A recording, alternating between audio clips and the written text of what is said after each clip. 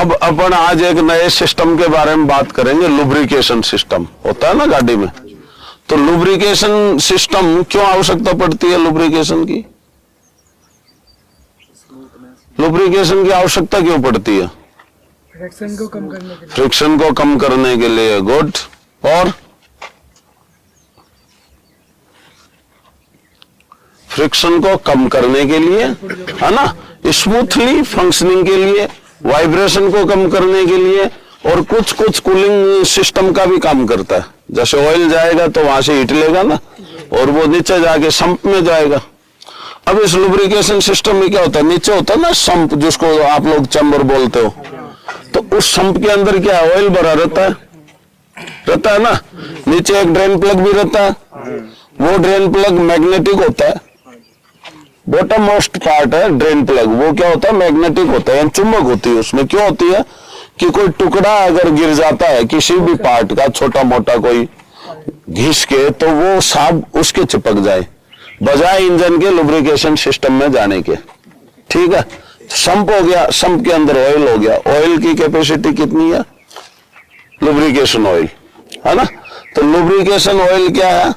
एक विस्कोसिटी शब्द है, ability to flow a fluid. कोई भी फ्लूइड यानी तरल पदार्थ जो फ्लो करती है, उसकी एबिलिटी को विस्कोसिटी बोलते हैं। तो अपन कहते नहीं ज्यादा विस्कस है, विस्कस का मतलब गाढ़ापन, है ना। अब अलग अलग ग्रेड का यूज आजकल मल्टी ग्रेड का यूज करने लगे। मल्टी ग्रेड यानी बहुत ज्यादा लो टेम्परेचर से -15 डिग्री से 40-48 डिग्री तक काम में ले सकते, 50 डिग्री टेम्परेचर। टेम्परेचर कौन सा? एनवायरमेंट का टेम्परेचर। ठीक है, ऐसा नहीं इंजन का टेम्परेचर। इंजन का टेम्परेचर तो लगभग 80-82 डिग्री होता है ना। तो ये लुब्रिकेंट इसी हिसाब से बनाया जाता है। और जो मैन्युफैक्चरर जो प्रिस्क्राइब करता है, जैसे नहीं करता है 10W30 या 20W40, तो ये 20W40 क्या है? मल्टीग्रेड है, जनरली जो है नॉर्मल टेम्परेचर पे, है ना। तो इस तरह से अलग अलग ग्रेड बनाई गई है। अब संप के अंदर ऑयल है, ऑयल के अंदर फिर क्या होगा? पहले तो स्ट्रेनर उसके अंदर संप में ही लगा होगा ताकि कोई पार्टिकल अंदर ना चला जाए, और नहीं तो ऑयल पंप होगा। तो गियर टाइप ऑयल पंप है, कोई अलग तरह का भी ले सकता है ना। तो ऑयल पंप होगा, जैसे बुलेट मोटरसाइकिल के अंदर स्क्रू टाइप है ना। तो और अलग अलग तरह के, कोई पिस्टन टाइप लगा रहता है, किसी में कोई अलग अलग तरह का लुब्रिकेशन सिस्टम में पंप अलग अलग तरह के लगे रहते हैं। जनरली गियर पंप लगे रहते हैं। तो वो क्या करता है? ऑयल लेता है। ऑयल लेता है तो ऑयल कहां जाएगा? ऑयल प्रेशर गैलरी में जाएगा। उस ऑयल प्रेशर गैलरी में गेज लगी होगी, है ना, वो इंडिकेट करेगी कितना प्रेशर है। और एक्सेस प्रेशर होगा तो वाल लगा रहता है, वो खुल जाता है, वापस उसमें आ जाता है। और एक पर्टिकुलर प्रेशर तक वो प्रेशर कहां जाएगा? आपके मेन जर्नल के अंदर जाएगा। जर्नल क्या है? जो आपके ये है ना क्रैंक शाफ्ट है। जैसे ये 5 दिख रहे हैं, 1 2 3 4 5, ये 2 तो मेरे हाथ में और बाकी 3 और दिख रहे होंगे इसी की सिधाई में, है ना, जाएगा ना। तो इस क्रैंक शाफ्ट को जब रोकते हैं तो कैप लगी रहती है, यानी सिलेंडर का जो ब्लॉक है उसके अंदर से छेद बने हुए रहते हैं। मेन ऑयल गैलरी से उसका कनेक्शन रहता है, तो उसके अंदर आ जाएगा मेन जर्नल में, उसको लुब्रिकेट करेगा। उसको लुब्रिकेट करने के बाद इसमें देखो होल है, नजर आ गया होल?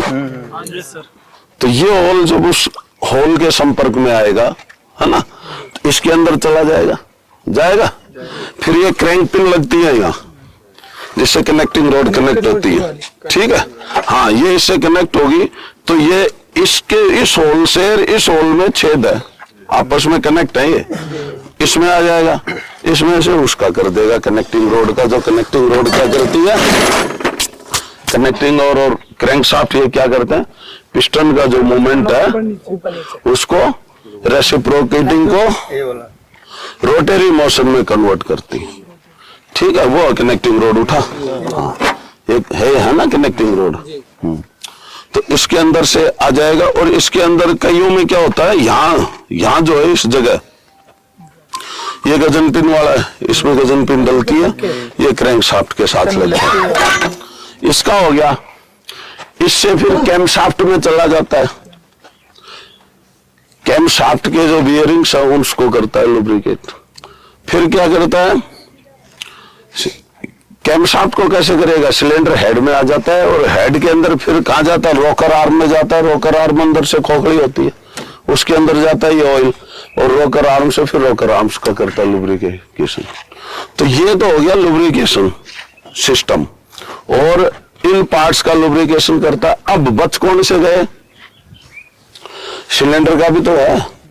तो वो जो ही ये क्रैंक शाफ्ट उसके अंदर रोटेट करती है चैम्बर को, तो ये अपने साथ उछालेगी अंदर पूरा।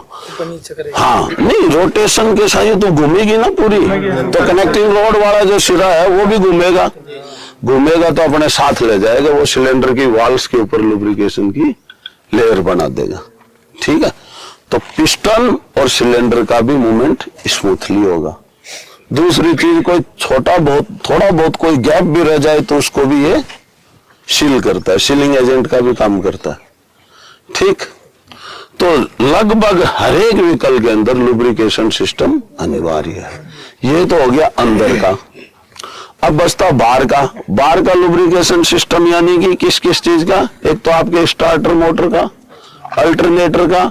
तो ये आप लोग जब सर्विस करवाते हो तब मिस्त्री कर देता है, कोई थोड़ा बहुत कहीं तेल वेल डालना हो। एक आपके चेचिस का बच गया। चेचिस के अंदर जहां जहां आपकी कोई पिन वगैरह लगी है, यूनिवर्सल जॉइंट क्रॉस है ना, तो ग्रीस की पिन लगी रहती है ना चेचिस में। बड़ी गाड़ियों में तो साफ नजर आती है निप्पल। तो निप्पल को खोल के और ग्रीस गन से उसके अंदर ग्रीस भर देते हैं। तो आप देखोगे जब ये ग्रीस करने के बाद पहले गाड़ी चू चू चू चू ऐसे करती है और वो ग्रीस गन से ग्रीस भरने के बाद गाड़ी की आवाज बंद हो जाती है और एक कटाव कम हो जाता है। नहीं तो metal to metal cut cut के खत्म हो जाएगा, डिस्ट्रॉय हो जाएगा। और क्या करता है ये लुब्रिकेंट, आपका एंटी कोरोजिव भी रहता है, यानी कि जंग भी नहीं लगने देता है। आप वैसे भी तो देखते हैं अपन, कहीं भी जंग लग रहा है वहां पर ये लुब्रिकेंट लगा देते हैं। इवन अपन तो जो कंज्यूम किया हुआ जो तेल है गांव में, तो जो काला तेल जो निकलता है, तो उसके अंदर कुछ प्रॉपर्टी बचती है, तो उसको पहले दरवाजों के भी लगा देते थे, लकड़ी पी लेती थी तो लकड़ी फटती नहीं थी, है ना। हाँ, जो हाथ से चारा काटने वाली मशीन होती थी उस पर भी अपन लगाते हैं, डालते हैं ना, तो स्मूथली चलने लगती है। यानी कि जहां भी आपकी अड़चन आती है, और जनरली आप क्या करते हो, जैसे गांव में नहीं आता चूड़ी पर पहनाने वाला, तो वो क्या करता है हाथ में साबुन, वो साबुन क्या काम करता है, लुब्रिकेंट का काम करता है ना। ठीक है ना, तो इसकी हर जगह उपयोगिता है इस सिस्टम की। इस सिस्टम के बगैर संभव नहीं है। अब बताओ, इंजन ही संभव नहीं है तो पावर तो इंजन ही देता है गाड़ियों को।